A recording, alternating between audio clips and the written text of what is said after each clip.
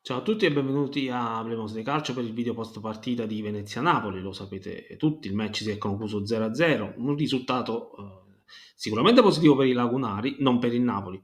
Questa sera c'è Atalanta-Inter e probabilmente Conte deve sperare nella vittoria dell'Atalanta per conservare il primo posto insieme a bergamaschi e milanesi. Anche un pareggio tra le due squadre andrebbe accolto con favore, ma è innegabile che il Napoli oggi ha perso una grandissima occasione, ne parlo subito, ma prima iscrivetevi al canale.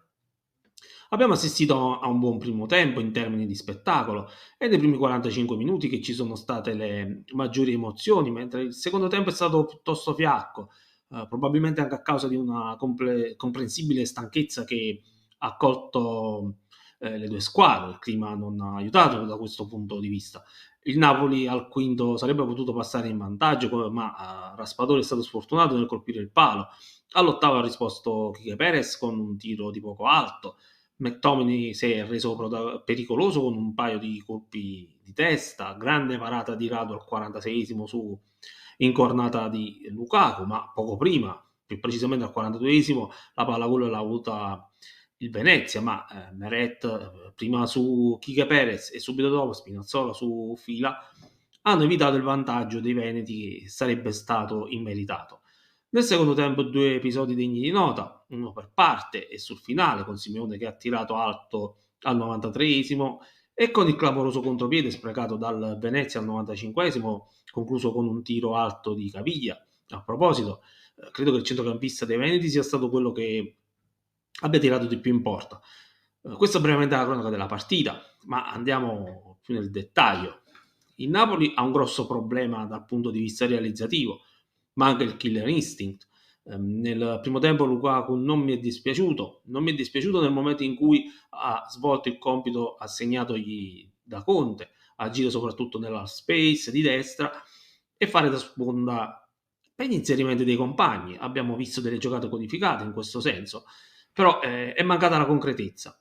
Oggi purtroppo a Lukaku non puoi chiedergli la profondità.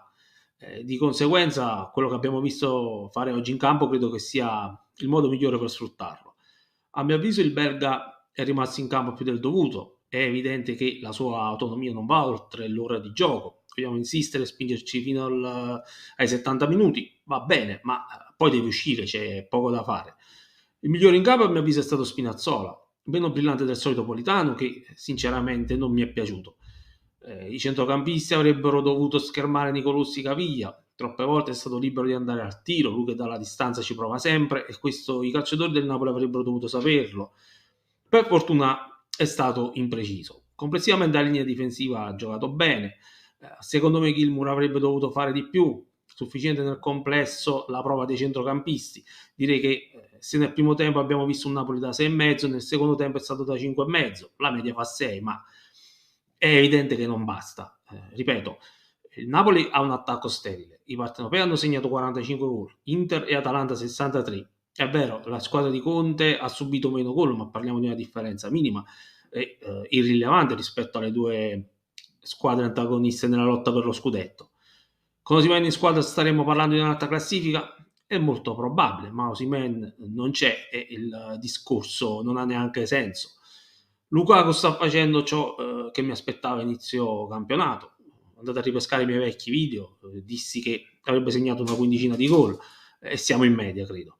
Che dire, occasione sprecata. Aspettiamo il risultato di questa sera e avremo un quadro più chiaro della situazione, pur consapevoli che i giochi non si chiuderanno oggi per i partenopei.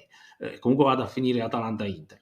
Io ho finito, dite la vostra lasciando un commento, iscrivetevi al canale, ciao e alla prossima.